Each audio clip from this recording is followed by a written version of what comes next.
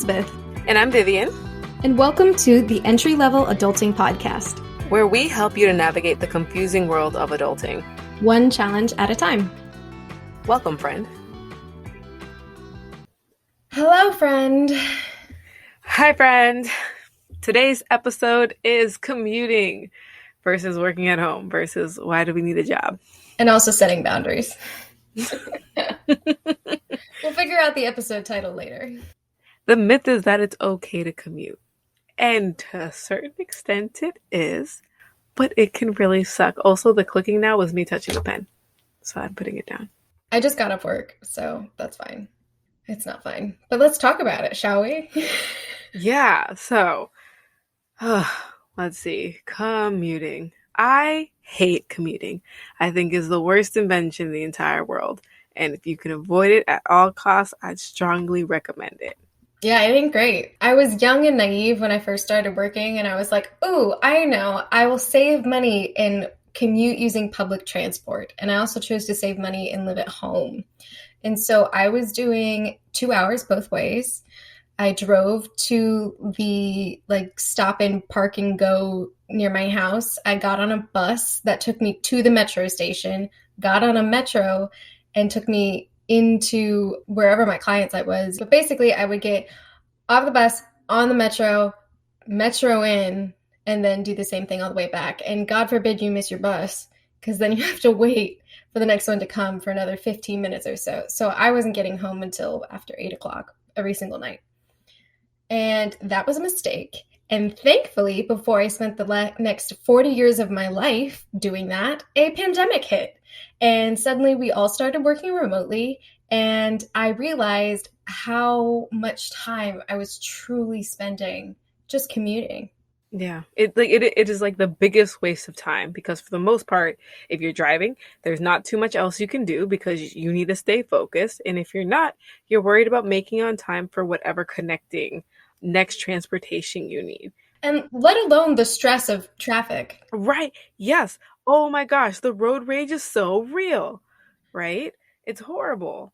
God forbid there's an accident and someone's hurt or something. Or a holiday and you still have to work. All of it. Just all of it. It's not great. And you're right.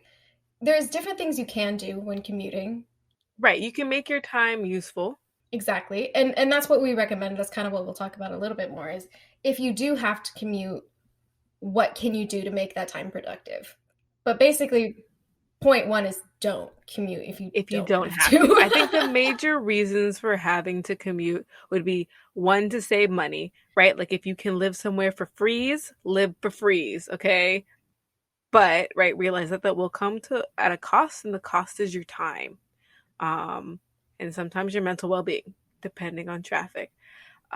Or both. Yeah. The other reason is if you already, let's say you had a house, if that's your life story, it is really hard to just leave a mortgage, even if a job moves, right? Like there are times when your job can move and you are just now forced to commute.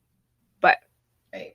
Again, to reiterate, if you don't have to commute, strongly recommend that you don't, and that you try to keep a commute somewhere between less than half an hour, because realistically, Agreed. How much time do you want to spend in the car waiting and not being able to do anything else? Now, in order to play devil's advocate, I have heard from some people who like to commute that that's their time to sort of decompress. Like if their home situation isn't as ideal, it's hard and difficult to focus at home, or like they have kids and so they don't have a ton of time to themselves. I can understand people that don't mind commuting, if Right. That's like kind of your you time. But that's what you use it for, right? If it is your time to mentally decompress and get your reprieve from everything that's going on, do it. But for the majority of people, it's not that. It is this arduous task that they have to do. And part of the reason I am so avidly against commuting is I commuted my first 2 years of college. And during that time, I was late for 3 exams. And I was pissed, because those were all the exams that I did not as well as I would have liked. I'll go into one little story. I pulled out. So the major highway at the time, it was in Northern Virginia, was 66. And we get out of the school commuter bus or whatever. And it's just gridlocked. And normally it's like what, like a 7 mile like commute. It took me 2.5 hours to go 7 miles. I had already woken up. My class was at 7:30. I left super early, okay? Like the first bus that was available was at 6 a.m. I was on that bus and we came out of the parking lot and then just stopped. And I emailed my professor and was like, I'm going to be late because I already knew. And my professor was super nice, right? He was super understanding. But in my personal case, I also had an exam in another class. So I had 45 minutes to take a 2 hour exam. And it was like free response, like those solve math problem kind that you can't even like just circle and pray. You have to like solve through. And at that point, I was like, I'm never commuting. When I get a job, as soon as I'm done with this commuting thing for college, that's it. Never again, because it just cost me too much. I passed. I did well. I mean, obviously you're here now, right? But so your second professor didn't let you. So that was the other. There was just so much communication. I still had to go across campus to my other test and take a test. And like I had already seen the test and there was no other version. So he wasn't like, well, that wouldn't be fair if you got to look at it. And like let's say I finished my other exam and theoretically had like more time to study whatever I needed to. So yeah. That was the only test I did super poorly in college.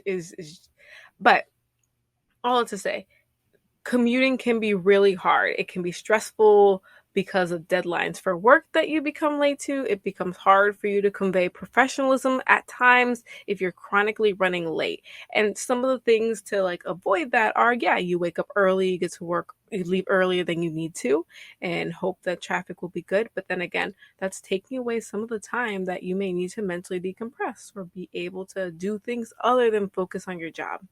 So in the time that I was doing 4 hours of commuting every day, part of the reason I chose to do that instead of driving is so that I wasn't personally the one having to pay attention the whole time. And instead I could use that time to study. And so for me, that was the better alternative.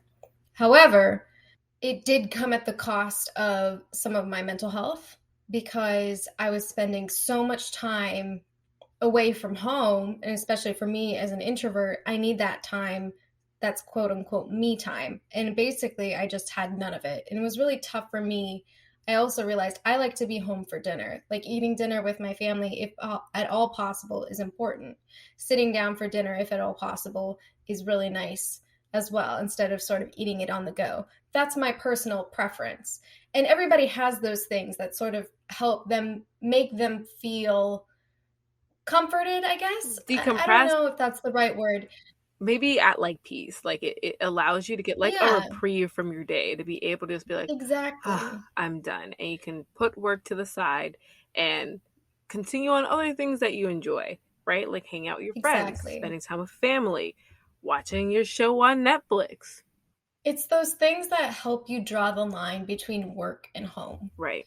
And for me, I think each person's lines are different, but that's where I think setting boundaries comes into play. Mm-hmm. It's really important, I think, no matter who you are, no matter what you do, no matter who you work for, it's so important to set boundaries.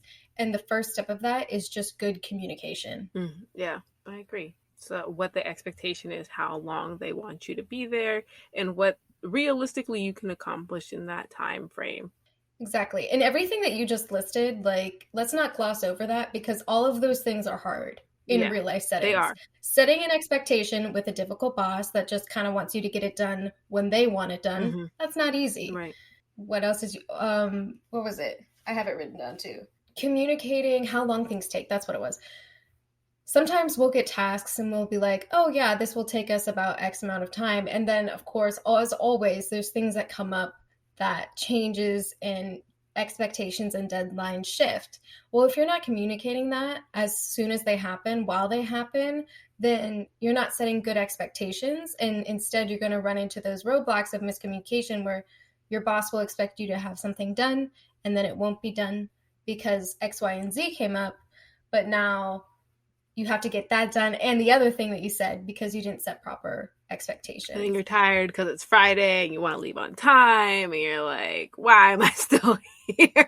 And Precisely. that happens. That does happen occasionally. It happened to me this week. Well, not necessarily because I did set good expectations, but I'm working a lot this week because I'm in a busy season, and that's a lot of hours in my profession.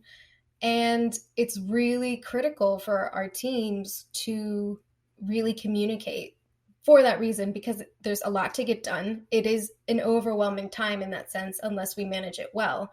And that's when really proper communication is so key. Do you run into this as a PA as well, like for paperwork and stuff, or is patience? Yeah, some people get really frustrated when they have to wait, which I don't get because whenever you go to your primary care doctor, you're going to have to wait. When you go to the emergency room, you're going to have to wait. You're just going to have to wait. Let me step off my horse. But Vivian, it's an emergency. It's your emergency, not mine. Right. So, right. Part of the way, stop it. Let me focus. Part of the way, right, you help to overcome that is telling your patients realistic expectations. And I'll go into the room like, hey, an emergency came in. I'm sorry, but it's going to take me longer to get to you. Most people are okay with that because, right, your little like scrape on your finger that you wanted me to look at is probably not as important as me addressing the person with a possible heart attack. Right. Priorities, right? Setting priorities. And I feel like in your particular profession, that is a life or death situation. Right, exactly. I'm like, don't rush me. I'm busy. But then like at that same point, like sometimes I'll like knock on the door, I'll have like the MAs knock on the door and tell the patients, hey, your lab results will be done in X amount of time. The provider will be here when the results are in. One, that makes people feel better because, yay, they got to have what they wanted to know anyway. And two, it gives them a timeline for what I'm going to come in that I'm thinking and working on. I think some of the ways to make, if you have to commute, to make it more doable or advantageous is if you don't want to continue to commute, give yourself a timeline for how you're going to get out of that. So if that's moving, if that's finding a different job, and taking steps towards it. The other one is taking that time to commute that sometimes it can be longer if you take public transportation, right? As opposed to just driving. But some of that is you're not the one that has to focus on driving. So that mental fatigue that you have at the end of the day, because driving is work. Like I know sometimes we go on autopilot, but it is exhausting. So taking that and having somebody else maybe focus.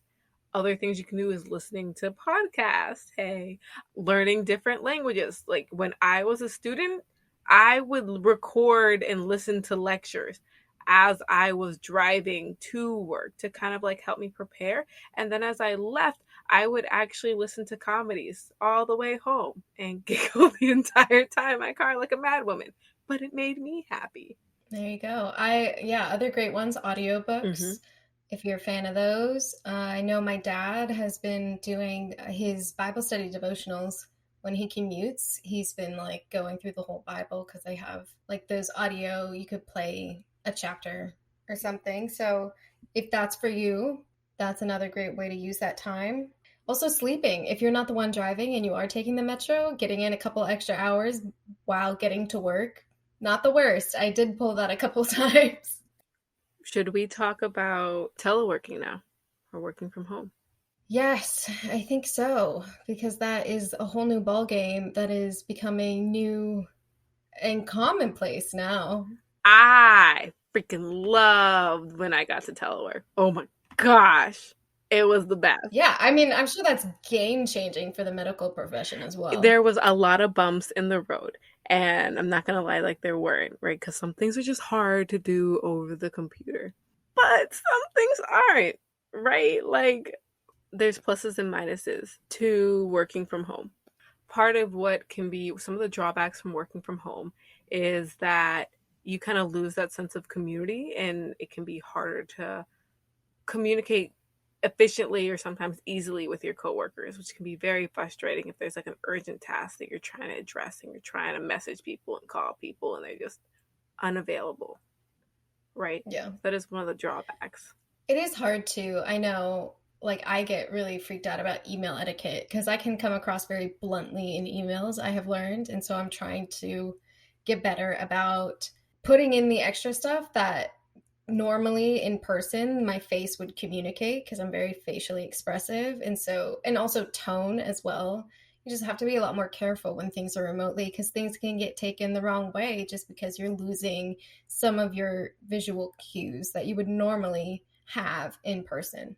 I think one of the other issues with it is setting boundaries. Like if you have a more flexible schedule, is actually staying on a schedule and how important that is to be consistent with yourself about when you're going to work and when you're going to rest. That way your body has a way to like compensate. Otherwise, you end up overworking yourself and you need consistency to prevent being fatigued and allow yourself to get the correct sleep or like rest that your body needs to be productive for the next day, regardless of whether you have to work. Yeah, I've had both experiences with that working from home. First of all, I love working from home because now I have work life balance and flexibility I never had before. First of all, can I just say the ability to poop in peace is fan flippantastic. It is the I'm being best. real here. It is different in the women's restroom than the men's. You have to go in there, you have to coordinate when no one else is in there or like pray that the faucet is going or something. And it's like this whole extra stress that no one talks about of just like figuring out how you're going to go to the bathroom at work. And that's a stress that's completely gone because I can finally just use my own bathroom. And that's Right. wonderful. And then also on top of that, I can also have the flexibility to eat when I want, to just stand up and walk around when I want, which is great because I work a desk job. So you should be doing that as often as possible. And I do that more often now because I can step up, step away from my desk and not feel like, oh, everyone in the room is watching me and it's weird. And I can stretch and touch my toes without being like, oh, is this inappropriate? Yeah. I literally had that. Like you like working from home, like if you don't take advantage of those things, you should, right? Being able to get up and stretch your muscles, to change scenery, to be able to refocus your mind. When it was a beautiful day, Right? I could go outside. That was amazing. I could not wear a bra for a year. It was awesome. One of the things though that I did want to address is establishing an actual workspace at home if you Mm. work from home. Please do not use your bed as a workspace. That messes with your sleep. I know it's super comfortable. We all love it. Bed is your bestie. I get it. But find somewhere else to do the work because, right, this is where you start developing issues being able to sleep at night and separating work from relaxation and sleep. And that's what your bed's for. Also, your spine would just die. I'm Yeah. sorry. At least that's my case because I was super tempted, but then my back started hurting so badly and I just couldn't do it anymore. But Vivian's right. It's important to have that delineation because the lines are already blurred. And so, unless you really set proper boundaries and give yourself that space to walk away from work, you're going to take work home with you. And no one wants that. People want to be able to have you at your best self. And not that at work you can't be your best self, but it's different. You want to have separation so that you can actually decompress and relax because if you don't, that's how you get burnt Right. out. And that's what you want to avoid. You don't want to become this bitter person after working for 5 years at a job, irrespective of whether you're commuting or you're working from home. You need to be diligent about being able to separate your work life and being able to decompress after work. I get that sometimes And you the have to thing, take things home, but it is important to be able to separate the two. sometimes you have to take things physically home, but that doesn't mean you have to take it with you in the sense of being present with your family and your friends when you're done work. You don't need to like continue be thinking about the thing that you didn't get done and the stuff you have due tomorrow instead of being present in the moment and just relaxing with them. Like that is a huge thing. Also, you are responsible for making sure you don't get burnt out. Mm-hmm. Because that's the thing. In school, people are constantly checking on you, constantly checking your progress. And it's different when you become an adult because while in school, you had some choices of how much workload you had based on the classes that you took. At work, it is your responsibility to communicate with your boss what is on your plate, if it's too much, too little, how much it's going to take. And it is also your responsibility to ask yourself, how much can I contribute and how much is too much? And when it gets to be too much, to have the courage, because it does take courage, Mm-hmm. because it's a lot easier to just say yes and then just give, give, give, give, give, until the point where you finally snap, right? Right. That's kind of that, but that's not ideal. You don't want that. You don't want it to build so much. Like that's You just know, not you're right. healthy. Like, so I work 12-hour shifts. Those are long shifts. Sometimes they're longer. It happens. And I I tried to make it as clear as I could to my bosses that I do not actually want to work more than my shifts. Not so much like, oh, if it occasionally goes overtime. I mean, like picking up extra shifts. I don't mind occasionally helping out. But after working like 3 12-hour shifts, for me personally, I'm done. My brain is jello. I cannot help you anymore. Tacking on a fourth day after that is just too much for me mentally to be able to get through it and feel like I'm even providing anyone good care. And I try to explain that, like, I need at least a day or two in between if you need me to pick up extra shifts to be able to work and feel fulfilled in the work I'm doing. Otherwise, it becomes this burdensome task. Like, I went into medicine to help people. I shouldn't feel that way. It happens, right? But that is where I make a clear cut decision for myself to prevent me from becoming fatigued in the long run. Exactly. And the thing is, you can't feel bad about that, right? Like you can't apologize for setting healthy boundaries for yourself, because you saying I'm not going to work a fourth 12-hour shift doesn't mean you're slacking. You are expected to work 3 12-hour shifts in a row, and that is the minimum. Like if you're expected to work 40 hours a week, it is not crazy to actually say, "Hey, I plan on working 40 hours a week." Now, obviously with every single job there's going to be busier times than others, right? It's unreasonable to expect like, oh, it's going to be 40 hours a week and I'm not giving an hour more. Like that kind of attitude, That's not a good attitude. Yeah. it's not a good attitude to have. That's not what we're saying. What we are saying is, if it's getting to the point where you feel you're going too far above and beyond what is healthy for you, like say for me, I'm in a busy season. We regularly work 12 to 14-hour days. It's a lot. It is for a condensed period of time, for anywhere from 5 to 6 weeks, hopefully. So it's not fun, but we went in knowing that that was going to be part of the job. Now, if it was like that throughout the entire year, that would be a time to definitely say something. At other points of the year, it is even more critical on us now to make sure we're not overworking and overburdening ourselves, so that when busy season comes around, so that when we know we will be working long hours, we're not burnt out, right? Because that takes a lot. And then also making sure to schedule vacation to do the things that we need to do for our mental health and wellness that help prevent us from getting burnt out. And there's a lot of turnover in my industry because it is such long hours. But either way, it's my responsibility, it's Vivian's responsibility to make sure that she's giving adequate care, right? It's my job to make sure that I'm doing good work and not overworking myself so that it actually takes me twice as long to do something. Whereas if I had just left a little, like an hour early, actually got a full night's sleep, come back refreshed the next day, it would have been so much quicker. Yeah. No, because the I think what we're trying to convey is, for you to be able to do your job effectively, you also have to take a break and check on your mental status and make sure you're getting the rest you need and the change of like thought processes that you need to be able to go and do your work. I get it. You want to do your job well. You're trying to show that you know things, that you're able to do this, and that you want to be a part of the team. You don't want to be, oh, I'm slacking off. But Yeah. You don't want to be seen as a slacker. We right. get that. But when you're tired and when you need a break, you know look, friend, look. I was so tired one day. I went to go take a shower. I flushed the toilet, sat down and like waited for the shower to warm up, and then went back in the bathroom and thought, why isn't the water running? I'm tired. I needed a break. And we all have those moments, being able to check in with yourself and be like, is this commute too much for me? Am I able to separate my workspace and my home space if I'm working at home? All those things are important to check and see. And they can change and they can shift depending on the season, what's going on with work, what's going on within your own family. And being able to make those adjustments and being okay with that is super important. You're not slacking.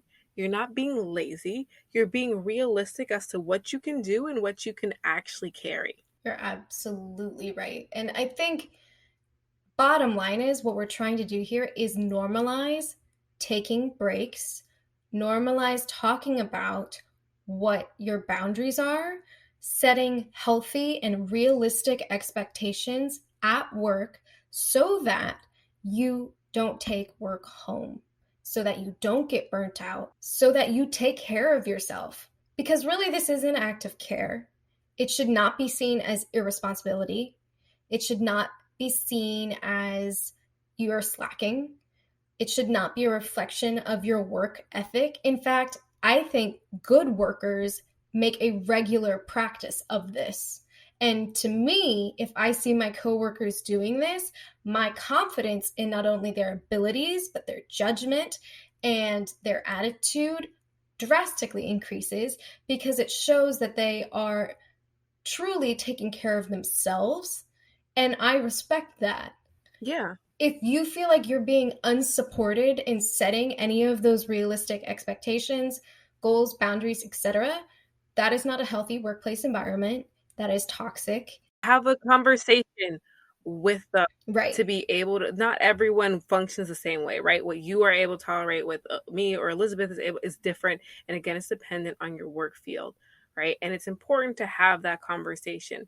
Don't just up and leave without talking to them first, right? Because it may take you a while to find another job. See our Finding a Job podcast. Right. But being able to go and say, hey, I get that we're doing this job. I think it's important also, but I need support or I need like a break in between here. I'm like, realistically, I can't give you more. That's all part of the communicating. And if you still feel like, even when you've done that, even when you've talked to your boss, even when you talk to your boss's boss, your HR person, everybody, and you still feel like the company is not being supportive in that area, you either need to take it upon yourself to make that change and start setting that example, especially those in leadership. Mm-hmm. Although this is an entry-level adulting podcast, so I think most of our people will not be in that position. But the thing is, you can also lead from the bottom, right? Because you're going to hit generational differences. And that's okay. It's not really a right or wrong, but it's just different standards and expectations of different ages. Yeah, it's different viewpoints. And so if you need to start leading from where you're at and showing that, hey, this is what's important to me as a worker, this is what's going to work for me as an employee, then do that. Start leading by your actions. But again, and I think that is true with our generation at least, there is a chance that you are in a toxic environment and you need to look seriously at that. Or even when you're looking for a job and applying for a company, looking at this to begin with to make sure that leadership is supportive of this. Although I think that in a lot of places it is changing. It is, because there's been a lot of people having heart attacks and strokes and such at work, and that looks bad. Yeah, it does. Just about always. But even with all these good policies, even if it's a company that is really supportive, it's still on you. Right. You still to have communicate. To. Mm-hmm. You still have to take that responsibility. Like, the company can have all these things in place, but if you don't personally utilize it, take advantage, B, make it happen, that's on you. Right. So you need to own up and feel empowered to talk about this, to communicate, to speak up to your boss. I feel like a lot of people have this sort of hierarchical structure where like their boss is scary and they can't talk to them. And you need to build a bridge and get over it, friend, because they're not mind readers. They're not going to know. They're not going to know you're struggling unless you say something. And that's on you. That is all on you. And that shouldn't feel like a burden. It shouldn't. It's you being able to check in on yourself and be able to see where you are at, right? You can't get help if you don't convey that you need it with anything. Sometimes it works out that you can. Majority of times it just doesn't. So looking at what you can and can't do, again, is super important. And being able to focus in what you can change, right? Ultimately, even if you are in a job that, let's say, is toxic and you are unable to leave the situation for extenuating circumstances, whatever the reason may be, it is super important to recognize the only person that you have control of and whose thoughts you can change are your own, and start there.